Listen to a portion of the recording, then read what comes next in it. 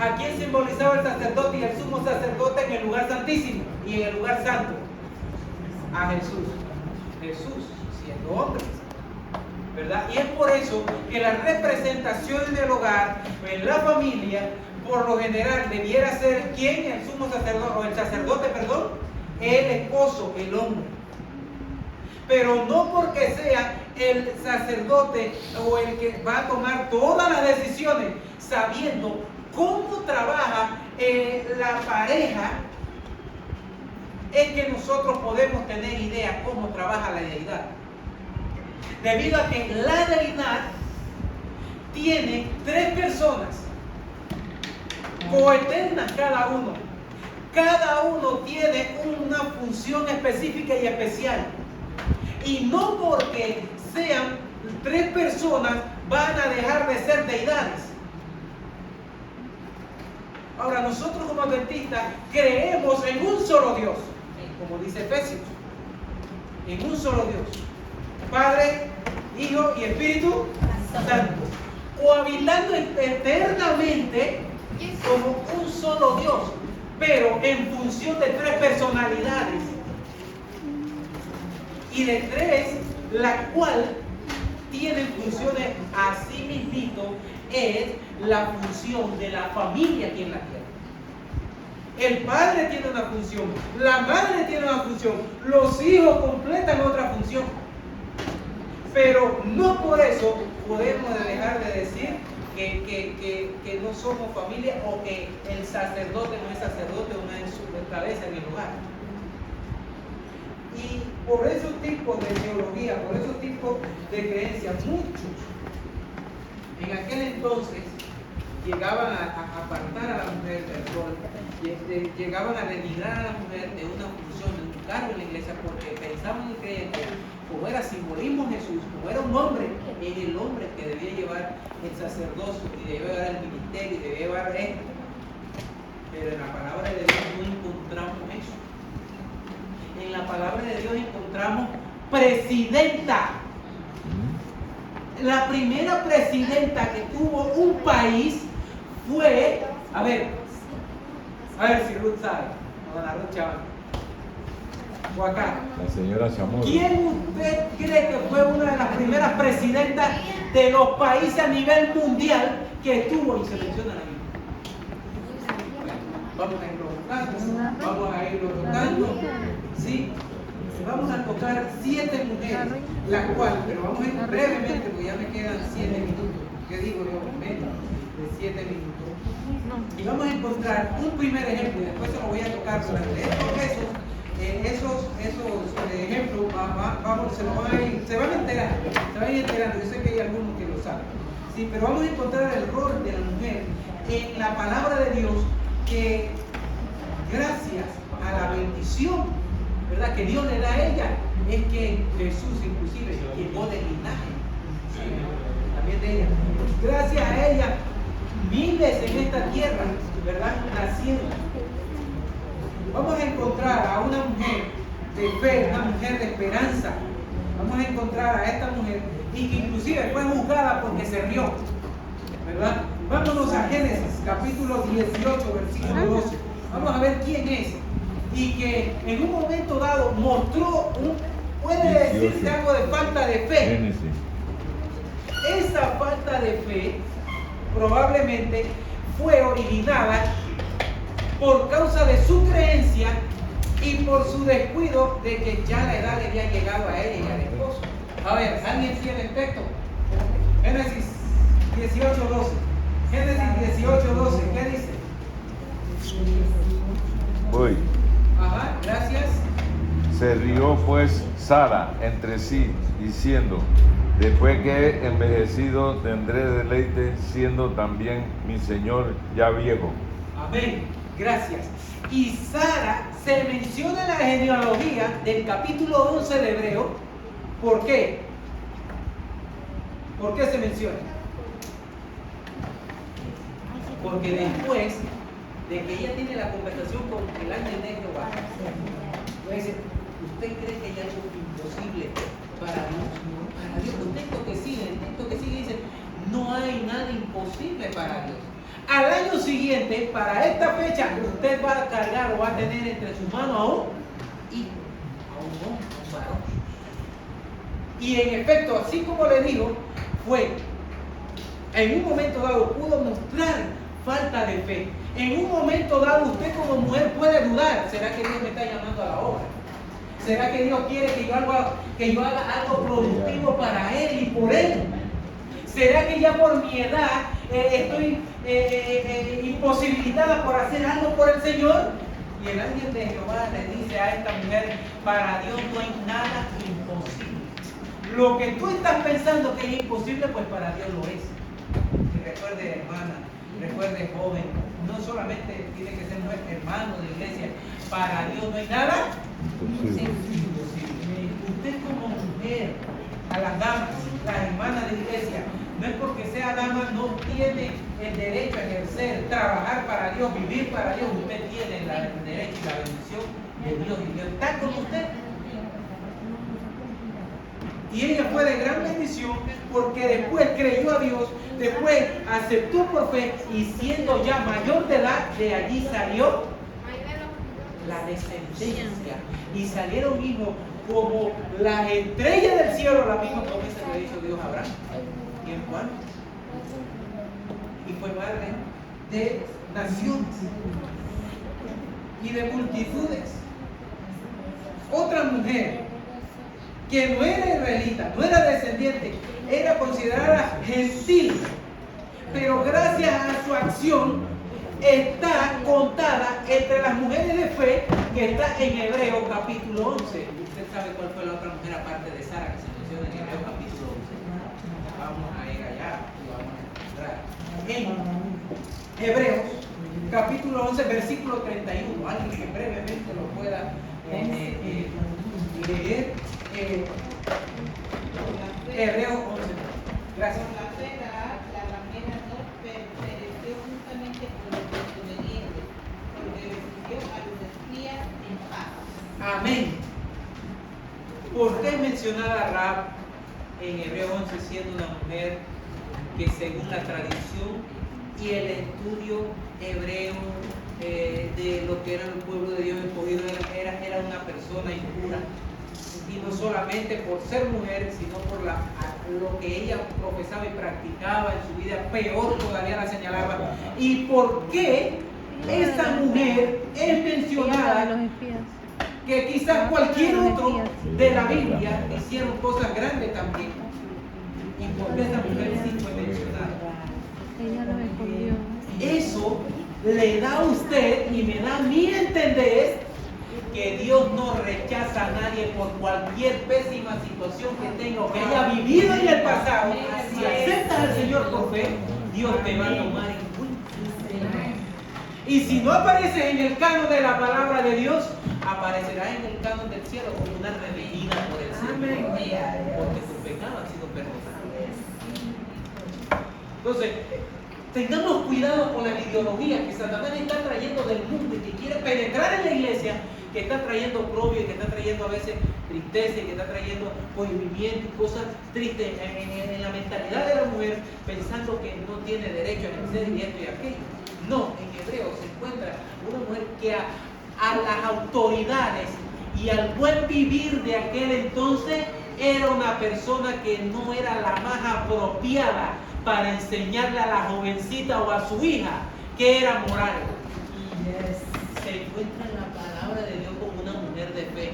Piense y considere, cuidado a veces cuando señalamos a una muchacha por allá afuera, cuidado que queda mejor en posición del cargo que Dios que yo, o que no vengo de a mí. Tengamos cuidado de eso.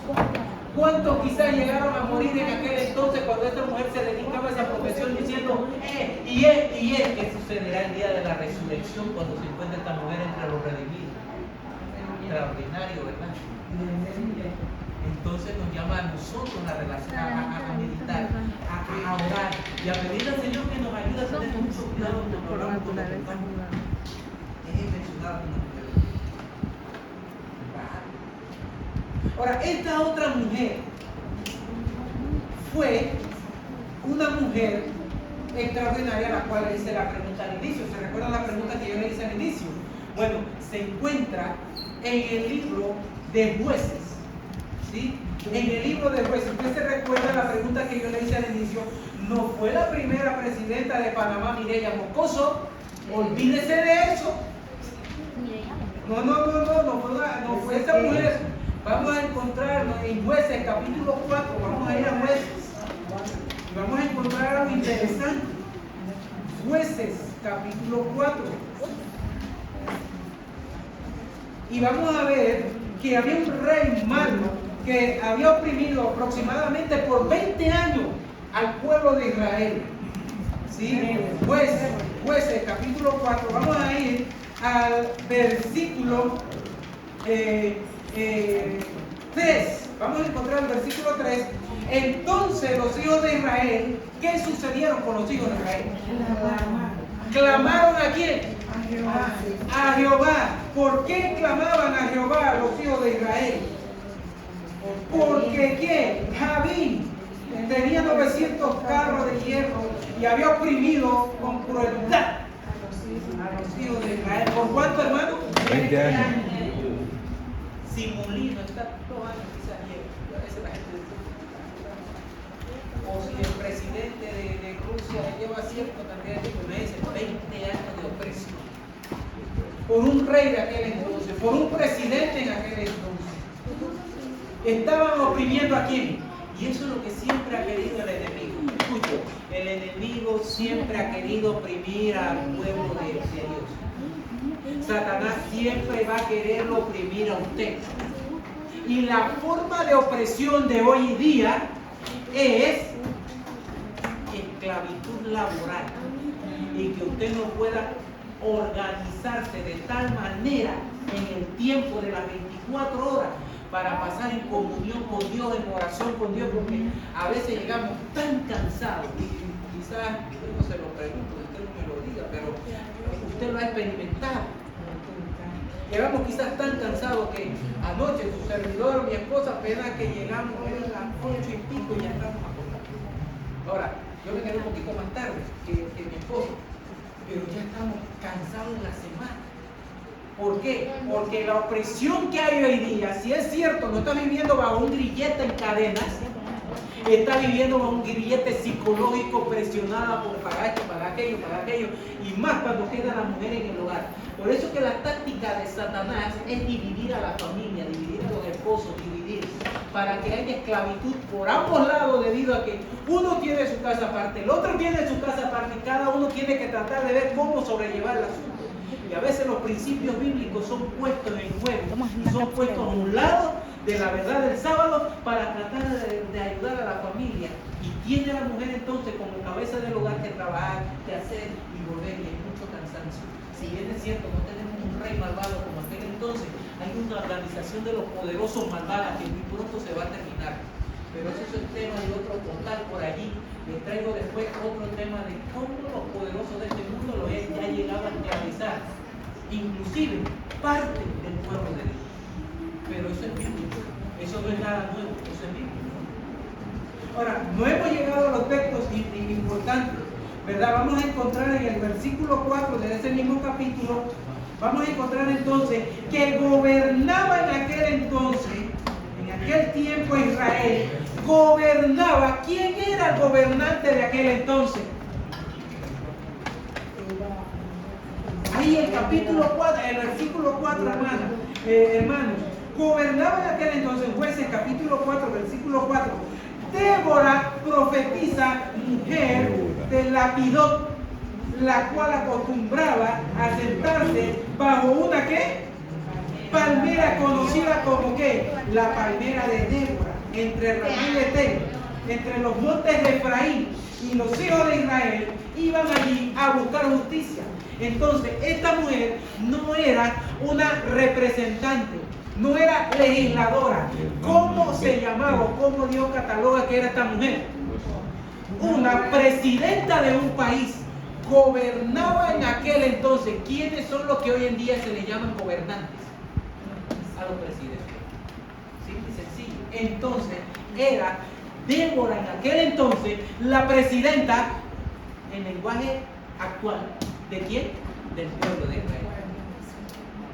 entonces podemos ver que no solamente esta mujer era presidenta, sino que era profetisa, y además de profetisa era juez. Extraordinario. Amén. Usted como mujer no se sienta cohibida de que usted no se puede preparar para servir al Señor. ¿Cuántas profecías tenía esta mujer? Presidenta del país, usted lo lee allí, Jueces capítulo 4. Presidenta, profetiza y era juez. Y los hijos de Israel venían ¿para qué? Para dilatar algunas situaciones, y de la sabiduría de esta mujer eran la respuesta, y tenían que actuar los hijos de Israel. Podemos encontrar a esta mujer viviendo en el pueblo de Dios como una líder. No tanto quizás líder en el ámbito del sumo sacerdocio, pero sí líder de un país en donde por lo general la cultura del hombre era lo que imperaba. En ese entonces la presidenta era una mujer. En ese entonces Dios permitió que quedara una mujer. Y para que también vean y veamos de que también Dios le otorga, después que la mujer diga y exprese como se expresa en Lucas capítulo 1, versículo 38, si usted prestó atención a ese texto, cuando la mujer se pone en ese contexto en las manos de Dios, Dios va a seguir haciendo grandes obras y grandes bendiciones en usted. No solamente la mujer, sino el hombre.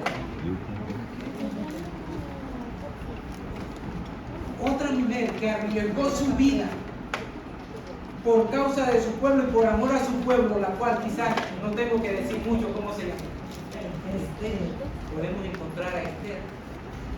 Esther ejerciendo un liderazgo, siendo reina, si bien es cierto, en un lugar, en un reino la cual no era del reino de Israel, pero fue gracias a esta mujer la intervención valiente, arriesgada, arriesgó su vida expresando las más famosas palabras que dice: me presentaré, si tengo que morir, que veré, pero voy a ir. ¿Cuántos de nosotros, inclusive los varones, hemos tenido esta gallardía de decir: voy a ir y a presentarme mi fe, y va a poner mi fe, aunque me despidan del trabajo, voy a decir que yo guardo el sábado, y aunque tenga consecuencias, voy a decir que yo adoro a Dios en el verdadero día de oración? Si me lo quieren dar bien, y si no, ¿cuántos de nosotros hemos tenido esta gallardía, hermano? Mire, una mujer, ¿verdad?, por intervenir para que el pueblo sea salvado. ¿Y el pueblo fue salvo o no fue salvo? Se salvó de la muerte de lo que tienen los malvados. Miren, a través de las escrituras han habido intervención tanto de hombres como de mujeres, y el pueblo de Dios se ha salvado por estas personas fieles, valientes, que no temieron morir, no importa si eran hombres o mujeres, pero se pusieron de parte de la justicia aunque se desplomaran los cielos. Esa es una lección para nosotros hoy día, que nosotros tenemos que aprender, hermanos. No solamente la mujer, los hombres tenemos que aprender a ponernos de parte de Dios donde se desplomen los cielos. Cosas que nos enseñan los héroes bíblicos a cada uno de nosotros. Vamos a encontrar que una mujer que persistió en la oración, y que había otra que le hacía la vida imposible. Mira, si en el trabajo te están haciendo la vida imposible, ora al Señor. En un lenguaje actual. Porque aquella otra mujer que tenía el esposo se burlaba de ella. Y hacía muecas y se burlaba tanto así de que esta mujer salió de esa fiesta triste y se fue al santuario. ¿Qué fue a hacer esa mujer al santuario? ¿Cómo se llama esa mujer? Ana. Y entre sus labios moviéndose y el murmullo de su corazón y de sus labios, aquel sumo sacerdote o aquel sacerdote que estaba en el templo la tenía por ebria. Y a veces cuando usted como mujer se arrodilla y se postra, o en el carro o a donde vaya, sucede una situación y quizás en su murmullo, en sus palabras la tienen por loca, porque anda pronunciando cosas y le mueve, moviendo los labios, y es que usted está en comunión con Dios, y es que usted está orando, y es que usted está poniendo a su familia en oración por una situación. No tema a escuchar cómo te llaman loca, loco, etcétera, etcétera. Este hombre, siendo sacerdote, la juzgó mal y le decía: tú estás ebria, tú estás borracha, toma tu vino y vete. Ella dijo: no, señor, yo no estoy así. Sino que le explicó parte de la situación. Sea conforme a tu petición. Vio y hizo un stop. A veces nosotros los que dirigimos la iglesia, a veces tendemos a pensar mal. A veces tendemos a juzgar mal, tendemos a mencionar cosas malas que no debieran hacer, a veces con respecto a las acciones de una mujer o de alguna situación, pero no sabemos qué es lo que están viviendo internamente estas personas. Y así como este sacerdote, nosotros tenemos que pedir a Dios que nos ayude a reconocer